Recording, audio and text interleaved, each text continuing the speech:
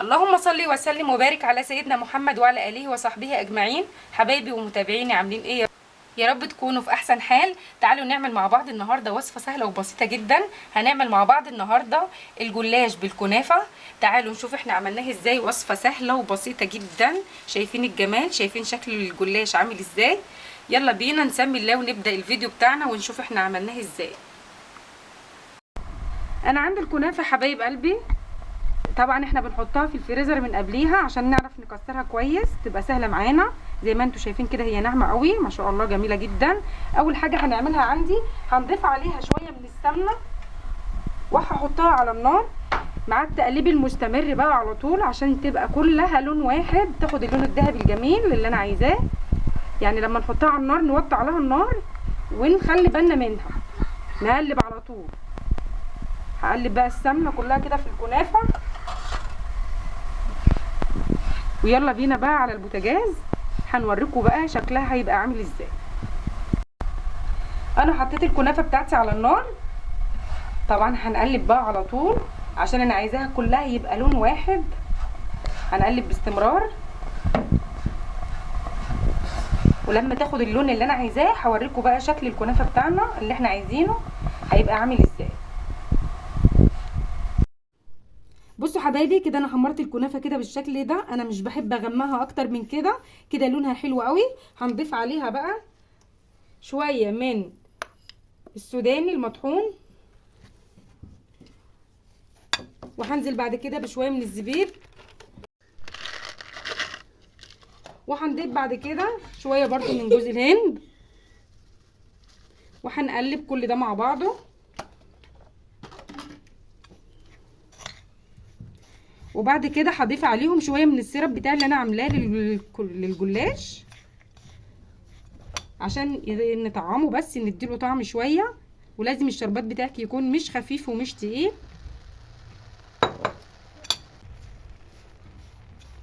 هنبتدي بقى نجيب الجلاش بتاعنا ونلف معاكم صوابع الجلاش، نقول لكم بقى نعملها ازاي. كده الحشوه بتاعتي اصبحت جاهزه. يلا بينا بقى نبدا مع بعض نلف الجلاش بتاعنا.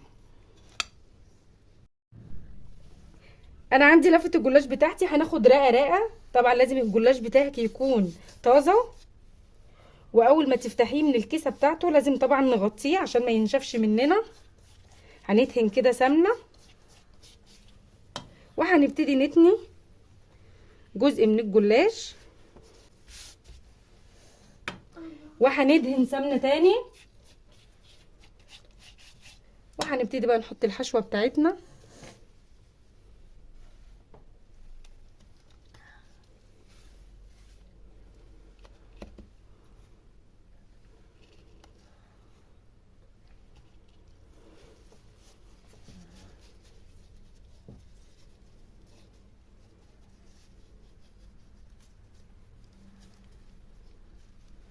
وهنبتدي بقى نلفها كده،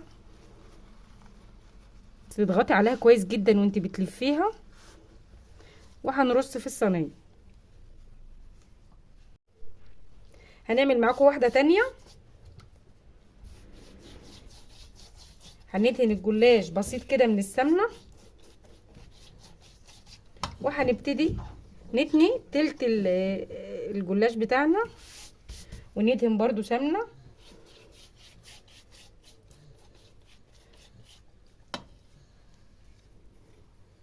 ونحشي بقى بالحشوه بتاعتنا. عايزه تحطي اكتر من كده براحتك زي ما تحبي.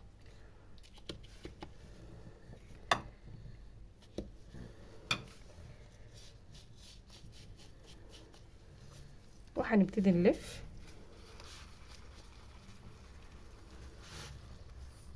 وهنخلص بقى كل اللفه بتاعتنا وارجع لكم تاني حبايب قلبي.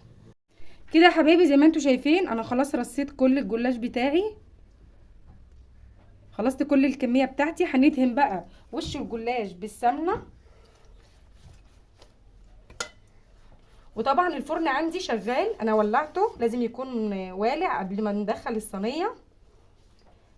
وهندخله على الشبكه في النص على درجه حراره 180. اول ما نلاقيه اخد لون من تحت هنطفي بقى الفرن من تحت ونشغل عليه الشوايه من فوق. ياخد لون ونطلعه بقى نسقيه الشربات بتاعنا. طبعا الشربات لازم يكون جاهز من قبليها عشان لازم يكون بارد. هنقطع بقى الجلاش. بسم الله الرحمن الرحيم.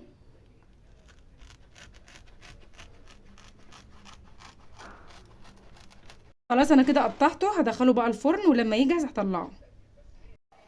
كده يا حبايبي انا طلعت خلاص الجلاش بتاعي من الفرن، اخد اللون الذهبي الجميل. هنبتدي بقى نسقيه بالسيرب بتاعنا. بسم الله الرحمن الرحيم. هو ما شاء الله كده اخد نفس اللون اللي تحت نفس اللون اللي فوق، ما شاء الله. هوريهولكوا دلوقتي شكله عامل ازاي. هنسيبه طبعا كده يتشرب كده من الشربات، وهوريكوا شكله عامل ازاي.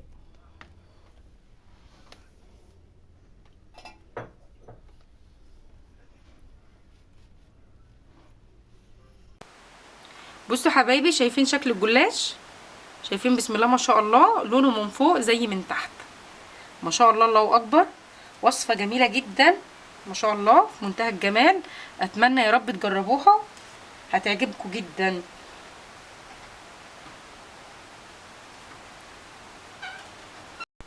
وكده يا حبايبي الشكل النهائي للجلاش بالكنافه بتاعنا اللي احنا عملناه النهارده.